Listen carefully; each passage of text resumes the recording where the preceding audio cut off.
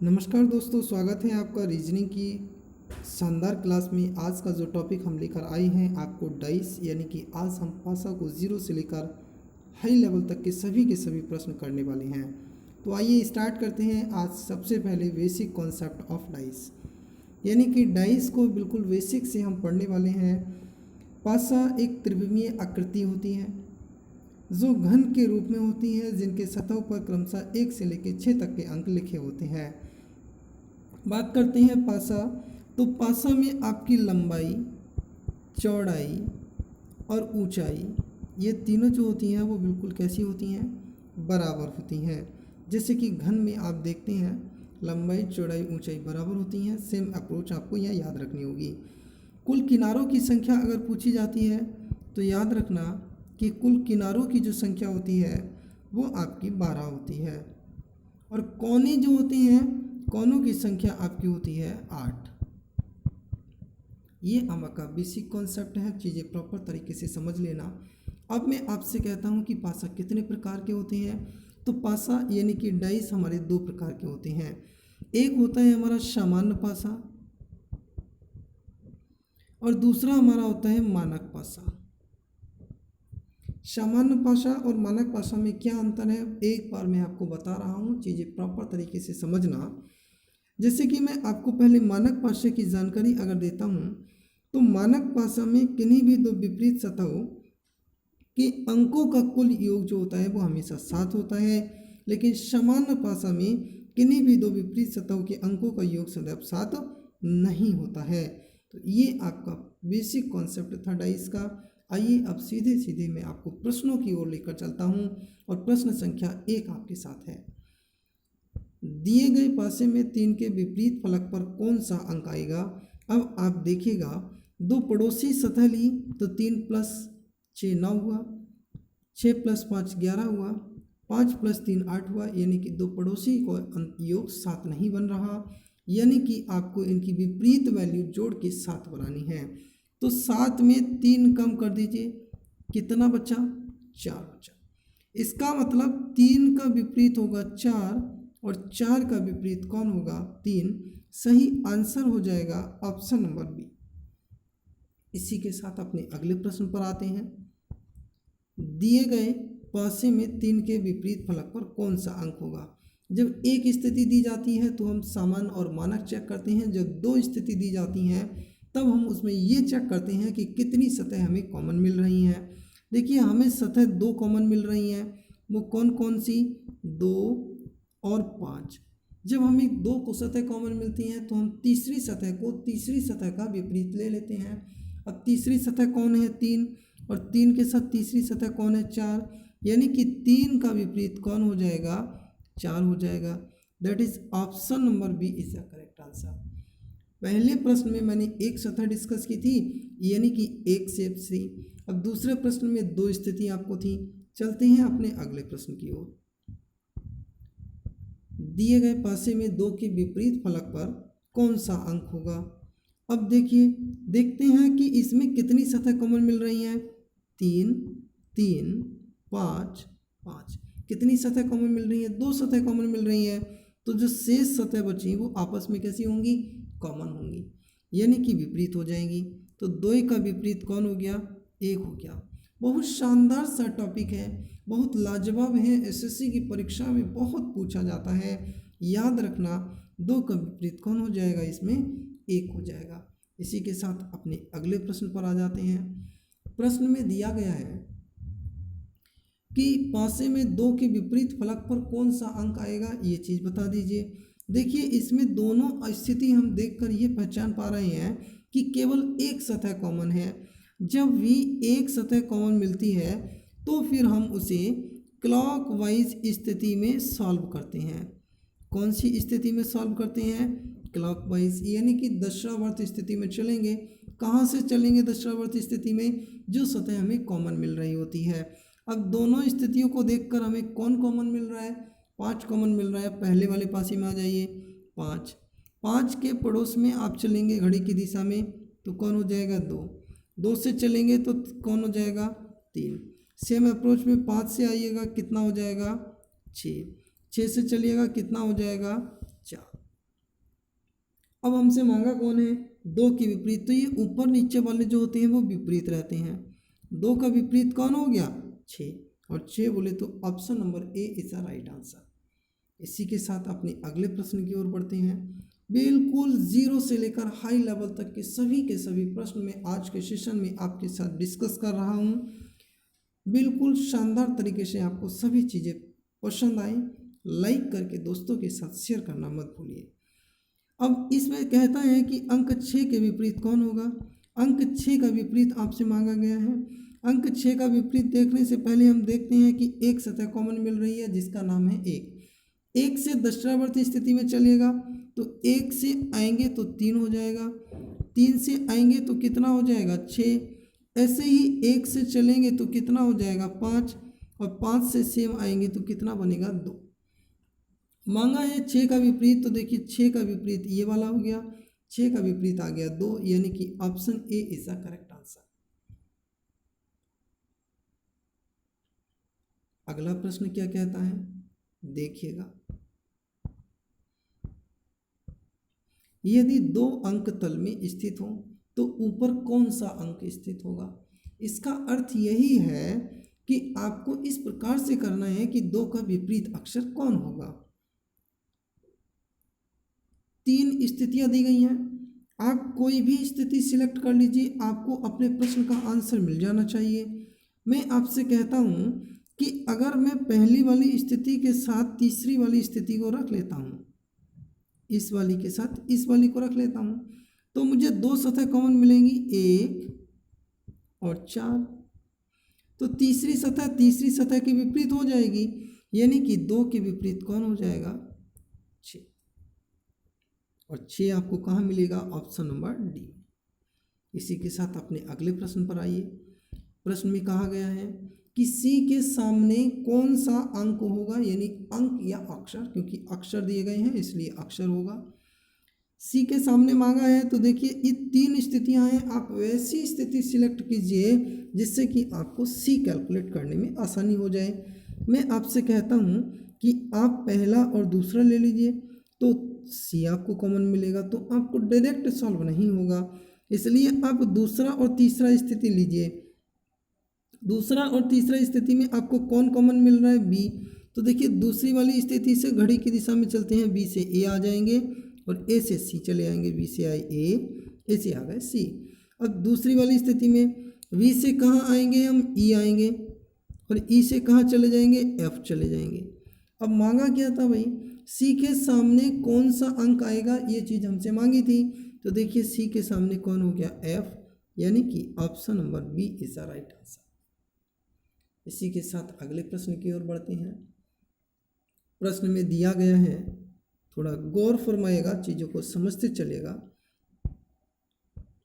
कि 4 के सामने कौन सा अंक होगा, यानी 4 के विपरीत फलक पर कौन आएगा, ये चीज़ आपसे पूछी जा रही है। अब देखिए ये 3 स्थितियां हैं, आप कोई भी स्थिति ऐसी सिलेक्ट कर लीजिए जिससे कि आपका वैल्यू मिल जाए।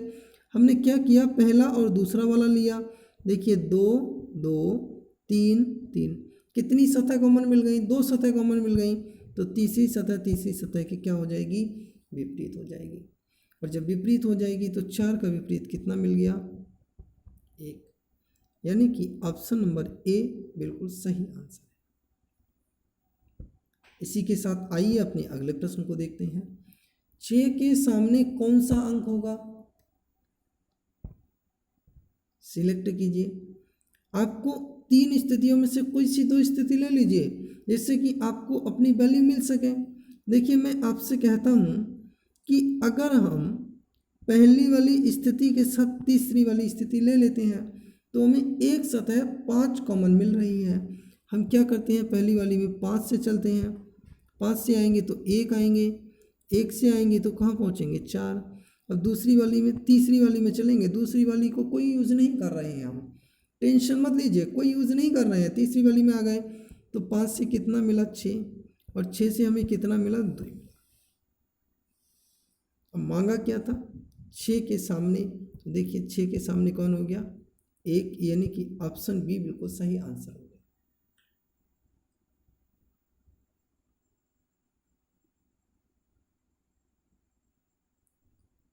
अपने अगले प्रश्न पर पहुंची। अगला प्रश्न कहता है 6 के सामने कौन सा अंक होगा। तो इसमें हमने अभी सॉल्व किया था, ध्यान दीजिएगा। पहली और तीसरी स्थिति अगर हम लेते हैं तो हमें 6 और 3 और 6 और 3 दो सतह कॉमन मिल जाएंगी, उसे छोड़ दीजिए। इसलिए क्या कीजिए कि दूसरी स्थिति के साथ तीसरी स्थिति को पिक कर लीजिए। दूसरी और तीसरी में 5 कॉमन है, 5 से चले 1 और 1 से चले 4, 5 से आए 6 और 6 से आ गए 3, 6 का विपरीत 1। अगर अभी भी समझ में नहीं आया हो तो अब आप समझ गए होंगे। क्लियर जी।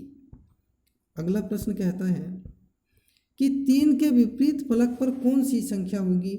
देखिए अब हमें 4 स्थितियां दिखाई दे रही हैं पासे की।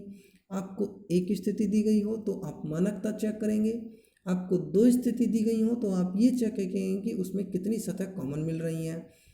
3 स्थितियां दी गई हो तो आप कोई भी 2 सिलेक्ट करके अपने प्रश्न को सॉल्व कर सकते हैं। 4 स्थितियां दी गई हो तो आप कोई भी 2 सिलेक्ट करके अपने प्रश्न को सॉल्व कर लीजिए। मैटर नहीं करता कि आप 4 में से कौन सी यूज़ करेंगे, बशर्ते आपको अपने प्रश्न का वैल्यू मिल जाना चाहिए। हमसे कहता है 3 का विपरीत बताइए। तो देखिए मैं आपसे इस प्रकार से कह रहा हूं कि तीसरा और चौथा वाला से पिक कर लो। तीसरा और चौथा वाला पिक करेंगे तो देखिए 4 4 2 2, तो 3 का विपरीत कौन बच गया, 6। क्यों बच गया, क्योंकि 2 सतह कॉमन है और कॉमन वाली सतह को हम छोड़ देते हैं। जो सतह बचती है वो बची हुई सतह का विपरीत अक्षर हो जाती है। आंसर क्या हो जाएगा, ऑप्शन नंबर बी।